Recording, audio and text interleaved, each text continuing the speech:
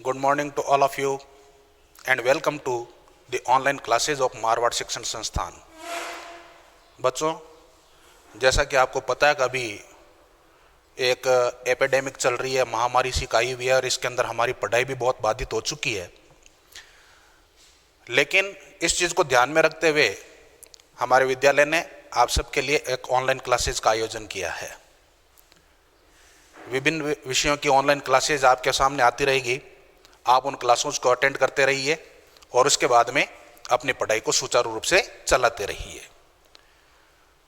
देखिए, जितना समय व्यतीत हुआ है उसकी भरपाई अपने को किसी न किसी तरीके से करनी पड़ेगी, इसलिए आप किसी भी तरह से निराश नहीं होएं, अपनी पढ़ाई से जुड़े हुए रहें। यदि आपने बुक्स वगैरह नहीं खरीदी है तो उसको भी खरीद करके आप थोड़ा थोड़ा पढ़ते रहें। जितना ज़्यादा आप अपने इनके टच के अंदर रहेंगे उतने ज़्यादा आपके कंसेप्ट क्लियर होते रहेंगे। तो अपन स्टार्ट करते हैं। आज हम लोग इंग्लिश की क्लास स्टार्ट करने जा रहे हैं। इसके लिए हम सबसे पहले ग्रामर पढ़ेंगे और ग्रामर के अंदर एक चैप्टर आता है अपने का, और वो चैप्टर जो है वो अपना जाना पहचाना चैप्टर है। बोर्ड एग्जाम के अंदर ये 4 नंबर का आता है। तो सबसे पहले अपन स्टार्ट करते हैं आज टेंस से। जैसा कि आपने पिछली क्लासों के अंदर भी पढ़ रखा है तो कोई नई चीज़ नहीं है आपके लिए। बोर्ड एग्जाम के अंदर इसके 8 क्वेश्चंस आते हैं और इन 8 क्वेश्चन के अंदर आपको करना क्या होता है कि फिल इन द ब्लैंक्स होती है, जिसके अंदर आपको वर्ब का करेक्ट फॉर्म भरना होता है, क्रिया का सही रूप भरना होता है। हम सबसे पहले देखते हैं कि टेंस होता क्या है, कहते किसको है। यदि टेंस को अपन समझ गए तो इसका मतलब है कि अपनी ग्रामर बेसिकली पूरी तरह से तैयार हो जाती है। यानी सारे चैप्टर तो नहीं होते लेकिन बहुत बड़ा हिस्सा ग्रामर का जो होता है वो इस टेंस से क्लियर हो जाया करता है। टेंस किसको कहा जाता है? कई लोग क्या होते हैं कि इसको डेफिनेशन देते हैं कि सर टेंस का मतलब होता है काल। तो आपको हिंदी के अंदर अर्थ नहीं पूछा जाता है, ये तो सबको पता है कि टेंस का मतलब होता है काल। लेकिन हिंदी के अंदर आपको अर्थ नहीं पूछ करके आपको डेफिनेशन पूछी गई है कि वास्तव के अंदर टेंस किसको कहते हैं। तो इसके लिए टेंस की एक छोटी सी डेफिनेशन आती है, एक लाइन की डेफिनेशन है, वो आपको ध्यान में रखनी होती है कि the form of verb is called tense. यानी क्रिया के रूप को ही टेंस कहा जाता है। अपन कुछ एग्जाम्पल देखते हैं, उस एग्जाम्पल के आधार पर अपने को पता चल जाएगा कि वास्तव के अंदर टेंस क्या है। जैसे मैं यहां पर कुछ 3-4 सेंटेंस लिख रहा हूं। एक तो दे रखा है कि आई प्ले क्रिकेट, एक दे रखा है I am playing cricket, third दे रखा है आई प्लेड क्रिकेट, और एक दे रखा है आई विल प्ले क्रिकेट। यदि अपन इन चारों सेंटेंस को देखें तो इन चारों सेंटेंस के अंदर आपको कुछ कॉमन चीजें मिलेंगी। यदि अपन देखें कि इन वाक्यों के अंदर सबका जो सब्जेक्ट दे रखा है वो सेम है। सबके अंदर सब्जेक्ट आई को काम में लिया गया है, नो चेंज। देन हम इसके ऑब्जेक्ट तो देखते हैं तो सबके अंदर ऑब्जेक्ट जो कि क्रिकेट दे रखा है वो भी सेम है, कहीं पर भी कोई चेंज नहीं है। लेकिन यदि अपन इसके वर्ब को देखें, वर्ब कौन सी है देखिए इसके अंदर, यहां पर दे रखा प्ले, यहां पर दे रखा है एम प्लेइंग, यहां पर दे रखा प्लेड, यहां पर दे रखा है विल प्ले। इन चारों वर्ब को अपन देखें तो बेस फॉर्म जो है वर्ब वो तो है प्ले, लेकिन इस प्ले के अलग अलग फॉर्म यहां पर काम में लिए गए हैं। कहीं पर ये एज इट इज काम में ले लिया, यहां पर इसको एम के साथ में आईएनजी फॉर्म के अंदर काम में लिया हुआ है, यहां पर इसको सेकंड फॉर्म के अंदर काम में लिया हुआ है, और यहां पर विल के साथ में इसको काम में लिया गया है। तो जिस जिस तरीके से ये वर्ब का फॉर्म चेंज हुआ उस तरह से इसका टेंस भी बदल गया। तो अपन बेसिकली कह सकते हैं कि the form of verb is called tense, कि जैसे जैसे क्रिया का रूप बदलता गया उसका टेंस भी बदल गया। यहां पर ये सिंपल प्रेजेंट टेंस के अंदर आ गई, जहां पर अपन केवल वर्ब की फर्स्ट फॉर्म का उपयोग करते हैं। यहां पर एम के साथ में आईएनजी का उपयोग है, तो इसका मतलब ये कॉन्टिन्यूअस फॉर्म के अंदर आ गई है। थर्डली अपन देखते हैं कि ये सेकंड फॉर्म के अंदर है, तो इसका मतलब ये पास्ट फॉर्म के अंदर आ गई, ये सिंपल पास्ट टेंस हो गया। और यहां पर विल के साथ में इसका फर्स्ट फॉर्म काम में लिया गया है, तो इसका मतलब है कि यह है फ्यूचर सिंपल टेंस के अंदर आ गई। तो इन चीजों को यदि अपन ध्यान में रख लेते हैं कि ये किस किस फॉर्म के अंदर आई हुई है, तो अपने को टेंस को समझने के अंदर कोई दिक्कत नहीं होगी। 3 प्रकार के टेंस अपन देखते हैं इंग्लिश के अंदर, और वो कौन कौन से हुआ करते हैं? एक तो प्रेजेंट टेंस, एक पास्ट टेंस और एक फ्यूचर टेंस। तो सबसे पहले अपन प्रेजेंट टेंस को देखेंगे। प्रेजेंट टेंस, पास्ट टेंस और फ्यूचर टेंस, इन तीनों टेंसों के आपको पता होना चाहिए कि 4-4 फॉर्म हुआ करते हैं, 4-4 रूप हुआ करते हैं। ऐसा करते हैं कि सबसे पहले ये जितने भी टेंस हैं, उन सारे टेंस के अंदर काम में आने वाली जो वर्ब हुआ करती है, इंग्लिश के अंदर कौन कौन सी वर्ब्स काम में ली जाती है, अपन उसको सबसे पहले देख लेते हैं। उसके बाद में अपन टेंस को स्टार्ट करेंगे। तो यहां पर मैं एक टेबल बना देता हूं, उस टेबल के अकॉर्डिंग अपने को हर एक टेंस के अंदर काम में आने वाली वर्ब का पता चल जाएगा। अपन 3 टेंस देखते हैं, एक तो था प्रेजेंट,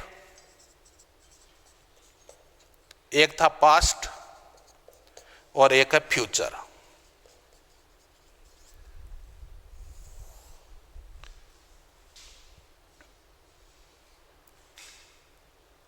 और हर एक टेंस के 4-4 रूप और बता रखे हैं। उन चारों रूपों को अपन देख लेंगे इसके अंदर। सबसे पहले इसका इनडेफिनेट रूप।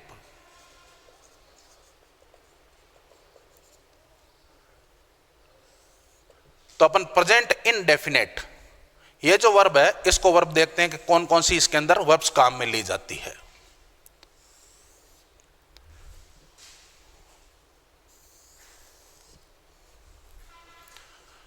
जो प्रेजेंट इंडेफिनेट टेंस होता है, उसके अंदर अपन या तो वर्ब की फर्स्ट फॉर्म को काम में लेते हैं, या फिर वर्ब की एस या ईएस की फॉर्म को काम में लेते हैं। यदि इस टेंस के अंदर नेगेटिव सेंटेंस आ जाते हैं, तो अपने को डू या डज के साथ में नोट का उपयोग करना होता है, और इसके साथ में मेन वर्ब की फर्स्ट फॉर्म को काम में लेना होता है। ठीक इसी तरह से पास्ट इंडेफिनेट टेंस हुआ करता है।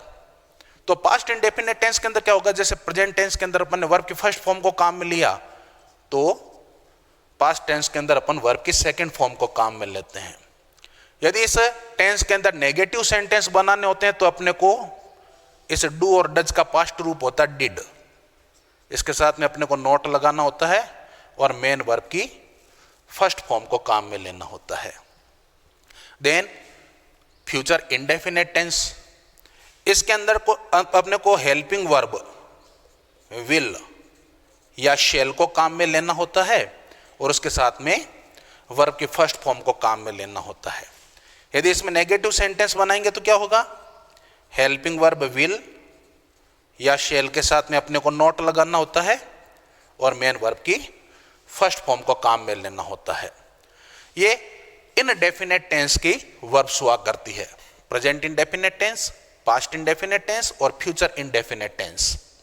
उसके बाद में अपने को इसका सेकंड रूप आता है, वो है कॉन्टिन्यूअस रूप। कॉन्टिन्यूअस फॉर्म के अंदर देखिए कि जो प्रेजेंट कॉन्टिन्यूअस फॉर्म होती है, उसके अंदर अपने को helping verb is, am, are काम में लेना होता है, और जो मेन वर्ब हुआ करती है उसकी आईएनजी फॉर्म को काम में लेना होगा। मेन वर्ब के साथ में आईएनजी, आईएनजी फॉर्म हमेशा वर्ब की फर्स्ट फॉर्म के साथ में काम में ली जाती है। उसके बाद में past continuous tense, past continuous tense के अंदर अपने को इज, एम, आर का जो पास्ट रूप होता है, यानी वॉज और वर, और उसके साथ में भी अपने को वर्ब की आईएनजी फॉर्म को काम में लेना होता है। Future continuous tense, future continuous के अंदर अपन देखते हैं कि यहां पर इंडेफिनेट के अंदर विल और शेल को अपन ने काम में लिया, तो फ्यूचर टेंस के अंदर ये हेल्पिंग वर्ब फिक्स है कि यहां पर अपने को हेल्पिंग वर्ब विल और शेल को ही काम में लेना है। तो यहां पर विल और शेल, कॉन्टिन्यूस टेंस के अंदर आईएनजी का फॉर्म काम में लिया जाता है, तो यहां पर अपन आईएनजी फॉर्म के रूप के अंदर बीइंग को काम में लेंगे, विल बी, और वर्ब की आईएनजी फॉर्म विल शेल के साथ में बी, और उसके बाद में वर्ब की आईएनजी फॉर्म को काम में लिया जाएगा। इसके बाद में अपन देखते हैं इसका परफेक्ट रूप।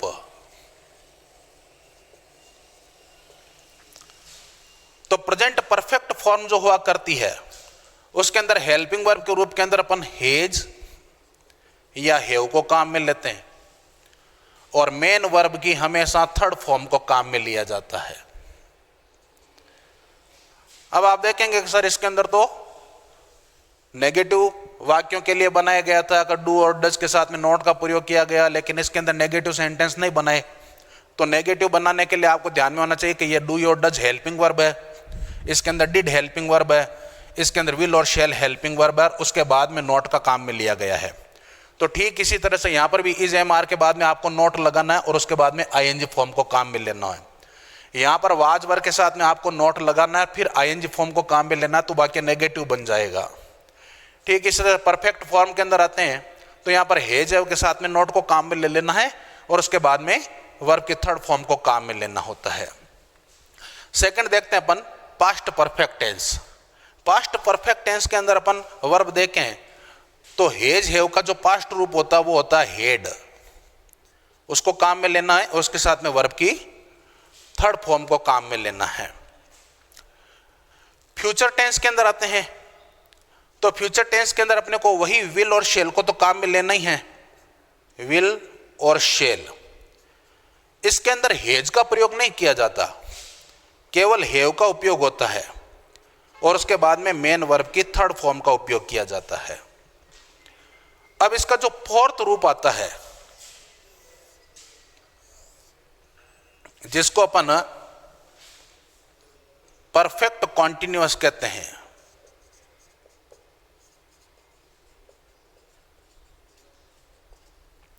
उस रूप को देखते हैं।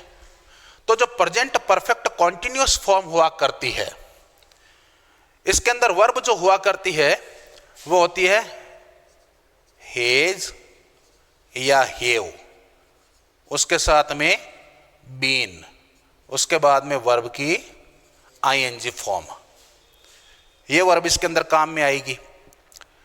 पास्ट परफेक्ट कॉन्टिन्यूअस फॉर्म हुआ करती है तो उसके अंदर देखिए कि हेड का उपयोग कर रखा है, तो यहां पर अपन हेड हेल्पिंग वर्ब के रूप के अंदर, यहां पर बीन का उपयोग किया गया, इसके अंदर भी बीन का उपयोग किया जाएगा और मेन वर्ब की आईएनजी फॉर्म का उपयोग करेंगे। फ्यूचर परफेक्ट कॉन्टिन्यूअस टेंस, यहां पर देखिए हेल्पिंग वर्ब फ्यूचर के अंदर सब जगह एक जैसी है, विल या शेल। हेव का उपयोग इसके अंदर भी होगा, यहां पर बीन का उपयोग किया जाएगा और मेन वर्ब की आईएनजी फॉर्म का उपयोग किया जाएगा। हर एक टेंस के अंदर काम में आने वाली ये जो वर्ब होती है अपने को इसको याद भी रखनी चाहिए, वर्बली याद रखनी चाहिए और ध्यान में भी रखना चाहिए कि हर एक टेंस के अंदर वर्ब कौन सी है। कभी कोई सेंटेंस अपने सामने आ जाए और उसका अर्थ क्या है यह पहचानना होता है, तब अपने को क्या है कि उसकी वर्ब देख करके पहचान करनी होती है। इसी के आधार पर अपन डिसाइड कर सकते हैं कि अपन कौन सा वाक्य है, उसका अर्थ क्या निकलेगा, ये सारे वर्ब के ऊपर डिसाइड किया जाता है। तो अब अपन सबसे पहला टेंस देखते हैं प्रेजेंट सिंपल टेंस। आप इसको प्रेजेंट सिंपल टेंस भी कह सकते हैं या फिर प्रेजेंट इंडेफिनेट टेंस भी कह सकते हैं। जितने भी टेंस हैं उस टेंस के अंदर अपने को एक बात हमेशा ध्यान में रखनी चाहिए कि कोई भी सेंटेंस दिया हुआ आता है, कोई भी वाक्य दिया हुआ आता है तो उसकी पहचान हमेशा उसकी वर्ब से की जाती है। और वर्ब हिंदी के वाक्यों के अंदर भी है और इंग्लिश के वाक्यों के अंदर भी है। तो हिंदी के वाक्य के अंदर जो वर्ब दे रखी है उसको भी पहचान करनी आनी चाहिए कि उसके अंदर क्या पहचान दे रखी है और वो कौन से टेंस को बता रहा है। और इंग्लिश के अंदर वर्ब अपन ने अभी देखी थी उस चार्ट के अंदर कि हर एक टेंस के अंदर किस प्रकार की वर्ब होती है, तो उसको ध्यान में रखते हुए अपने को टेंस को पहचानना होता है। देखिए हिंदी के अंदर इस टेंस के अंदर क्या पहचान होती है। सिंपल प्रेजेंट टेंस का या प्रेजेंट सिंपल टेंस के अंदर जो हिंदी के वाक्य आते हैं उसकी क्रिया के अंत में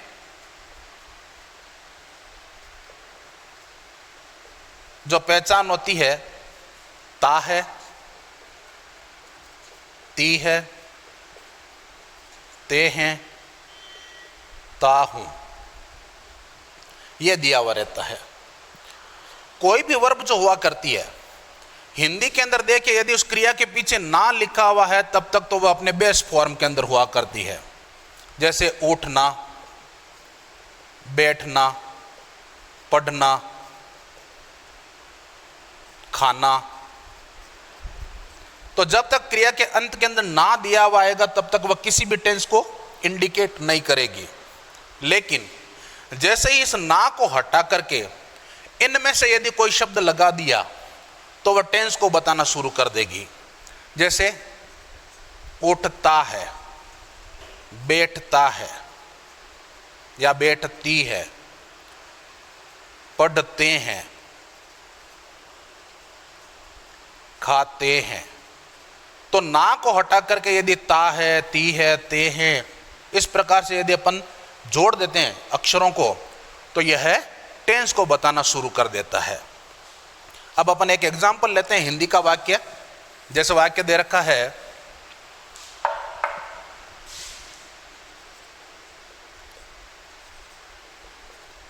कि छोटे बच्चे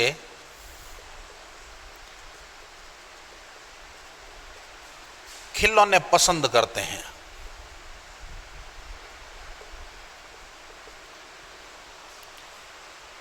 अब ये हिंदी का वाक्य दे रखा है। इस हिंदी के वाक्य के अंदर आपको सबसे पहले तो यह देखनी है कि पहचान क्या उनसे वर्ब कौन सी है।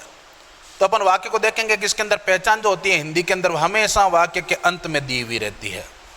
पसंद करना ये बेस फॉर्म है, लेकिन करना को हटा करके और ते हैं शब्द लिखा हुआ है तो यह प्रेजेंट सिंपल टेंस को इंडिकेट करने वाला बन जाएगा। अब इस वाक्य के अपन ट्रांसलेट कैसे करेंगे, किस प्रकार से इसको अपन चेंज करेंगे, तो ये सब कुछ अपन आगे देखते हैं कि इस टेंस के अंदर काम में आने वाली जो वर्ब है उसको किस प्रकार से काम में ले जाएगा, ये वाक्य का कौन सा रूप है, उस रूप के आधार पर अपने को वाक्य बनाना है। देखिए जब भी अपन सिंपल सेंटेंस बनाते हैं तो सिंपल सेंटेंस के अंदर क्या होता है कि वाक्य बनाने का एक फॉर्मूला है। इसके अंदर वाक्य का सबसे पहले सब्जेक्ट लिखा जाता है,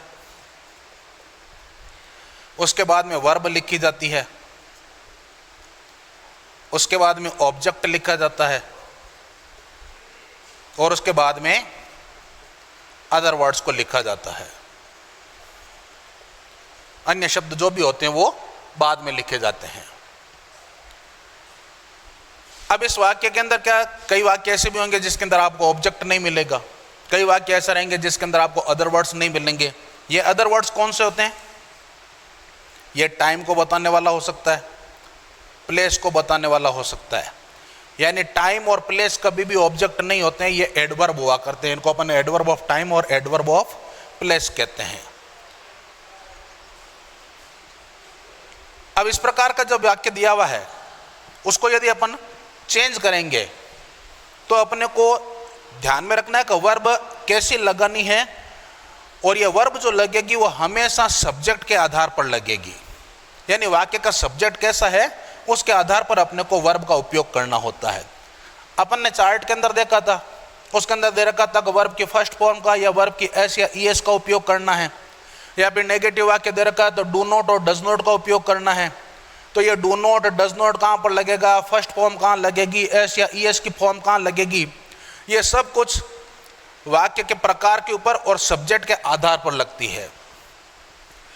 जैसा कि अपन ने 9th के अंदर भी देखा था, पार्ट्स ऑफ स्पीच देखे थे, उसके अंदर सेंटेंस के प्रकार दे रखे थे। कुल अपन 5 प्रकार के सेंटेंस देख चुके थे उसके अंदर, और वो कौन कौन से थे? एक तो स्टेटमेंट का sentence, interrogative sentence, imperative sentence, optative sentence और एक्सक्लेमेटरी सेंटेंस। तो ये 5 प्रकार के सेंटेंस अपन ने देखे। उसके अंदर अपन सबसे पहले स्टेटमेंट के सेंटेंस को देखते हैं। स्टेटमेंट के सेंटेंस के अंदर क्या होता है, अफर्मेटिव और नेगेटिव दोनों ही प्रकार के सेंटेंस आया करते हैं, जिसको अपन कह सकते हैं सकारात्मक वाक्य और नकारात्मक वाक्य। नकारात्मक वाक्य होगा तो क्या होगा, वर्ब के साथ में नहीं शब्द का प्रयोग किया जाएगा। यदि इसको नेगेटिव बनाना होता है तो छोटे बच्चे खिलौने पसंद नहीं करते हैं, तो नहीं शब्द का प्रयोग यदि यहां पर कर दिया तो वाक्य नेगेटिव बन जाएगा। लेकिन नहीं का प्रयोग नहीं है, इसका मतलब ये वाक्य अफर्मेटिव है, यानी पॉजिटिव सेंटेंस है। तो पॉजिटिव और अफर्मेटिव दोनों एक ही चीज हुआ करती है। अब अपन देखते हैं कि इस वाक्य के अंदर यदि सब्जेक्ट दिया हुआ किस प्रकार का है, उसके आधार पर अपने को वर्ब का प्रयोग करना है। सब्जेक्ट देखना है और वाक्य का प्रकार देखना है। अफर्मेटिव सेंटेंस के अंदर कैसी वर्ब लगेगी और नेगेटिव सेंटेंस के अंदर कैसी लगेगी, ये दोनों चीजें अपने को देखनी है। तो सिंपल प्रेजेंट टेंस का वाक्य दे रखा है और उसके अंदर यदि सब्जेक्ट आई, वी, यू, दे या फिर कोई प्लूरल नाउन हो, यानी बहुवचन का संज्ञा शब्द दे रखा है, और यदि वह वाक्य अफर्मेटिव सेंटेंस का है तो अपने को केवल मेन वर्ब की फर्स्ट फॉर्म का उपयोग करना होता है। और यदि सब्जेक्ट ही, शी, इट या फिर सिंगुलर नाउन हो, और यदि वो वाक्य अफर्मेटिव सेंटेंस का है, तब अपने को वर्ब की एस या ईएस का उपयोग करना होता है। यदि सब्जेक्ट अपने पास में आई, वी, यू, दे या फिर प्लूरल नाउन दे रखा है और यदि वो वाक्य नेगेटिव है, तब अपने को क्या करना है कि हेल्पिंग वर्ब के अंदर डू का प्रयोग करना है, साथ में नॉट लगाना है और मेन वर्ब की फर्स्ट फॉर्म का उपयोग करना है। और ऐसे में यदि सब्जेक्ट ही, शी, इट या सिंगुलर नाउन दे रखा हो और यदि वो वाक्य नेगेटिव दिया हुआ है, तो आपको हेल्पिंग वर्ब के रूप के अंदर डज का प्रयोग करना है, नॉट लगा देना है और मेन वर्ब की फर्स्ट फॉर्म का उपयोग करना है। अब एक कंफ्यूजन यहाँ पर आता है कि कहाँ पर एस का उपयोग करें वर्ब की और कहाँ पर वर्ब की ईएस का उपयोग करें। तो इस ईएस का उपयोग अपने को ध्यान में रखना है। यह पता है तो एस का उपयोग अपने आप पता चल जाएगा। ईएस का उपयोग कहाँ किया जाता है कि यदि किसी वर्ब का अंतिम अक्षर S, double S, S H, O या एक्स दिया हुआ आ जाए या सी एच भी दिया हुआ आ जाए, तो ऐसी वर्ब जिनके पीछे ये अक्षर दे रखे हों और वहां पर अपने को सब्जेक्ट ये दे रखे हैं ही, शी, इट या सिंगुलर नाउन, तो वहां वर्ब अफर्मेटिव सेंटेंस के अंदर ईएस के रूप के अंदर काम में ली जाती है। अदरवाइज अपने को केवल वर्ब के साथ में एस का ही उपयोग करना है। अब अपन यहाँ पर देखते हैं ये वाक्य दे रखा है, उसको अपन ट्रांसलेट करते हैं। ट्रांसलेट करने के लिए सबसे पहले वाक्य का सब्जेक्ट ध्यान में रखना है। सब्जेक्ट कौन सा है, कहते किसको है सब्जेक्ट। सब्जेक्ट का मतलब होता है काम को करने वाला। तो इस वाक्य के अंदर काम को करने वाला व्यक्ति कौन है, वो सबसे पहले दे रखा है, और वो कौन है कि छोटे बच्चे। इसको अपन इंग्लिश के अंदर लिखेंगे कि स्मॉल चिल्ड्रन।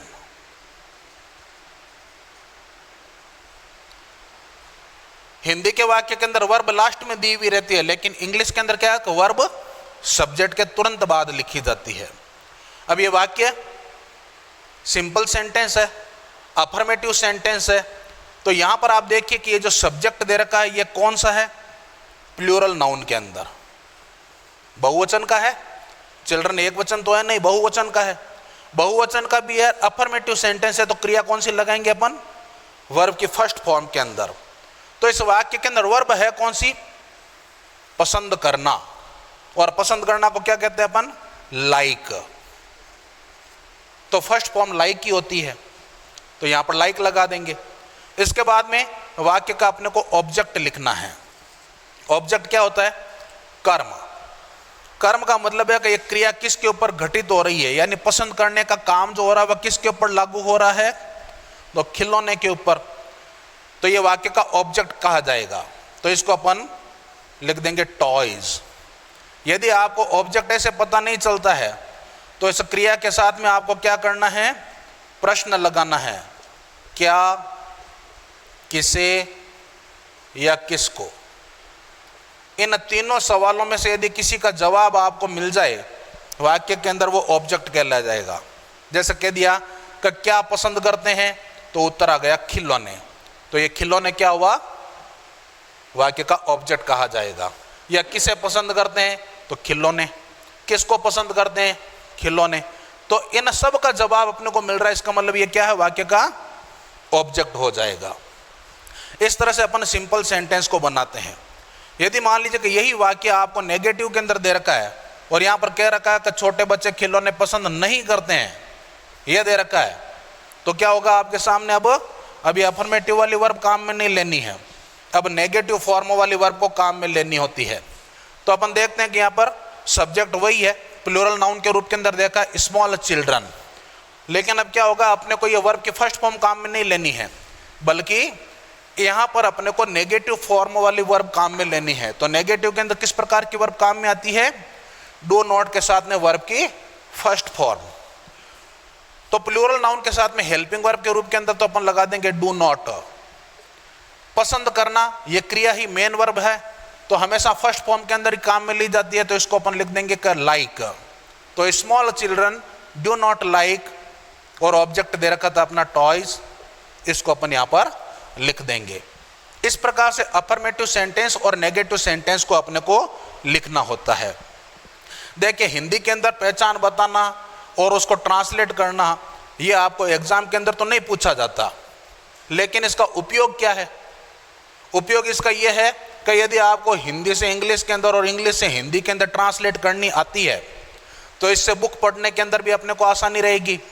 किसी भी प्रकार के कंपोजिशन यदि अपने को नहीं आते हैं, तो उनको याद करने के अंदर, सेंटेंस बनाने के अंदर, उनको लिखने के अंदर अपने को आसानी रहेगी। एग्जाम के अंदर तो अपने को केवल फिल इन द ब्लैंक्स दिया हुआ आएगा, खाली जगह भरनी है, correct form of the verb भरनी होती है, लेकिन वहां तक सीमित नहीं रहना होता है।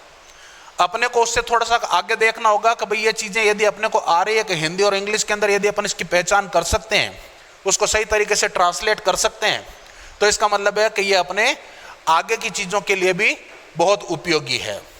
यहां तक अपन ने वर्ब के बारे में पहचान देखी है, तो अब आगे अपन जो होंगे इसके अंदर का इसका उपयोग कहां कहां पर किया जाता है, इस टेंस का यूटिलाइजेशन कहां पर होगा, वो चीज इंपॉर्टेंट है, तो उसको भी अपन देखेंगे। तो अब अपन आगे देखेंगे एक इस टेंस का उपयोग कहां कहां पर काम में लिया जाता है, इसके कौन कौन से नियम हैं वो देखते हैं।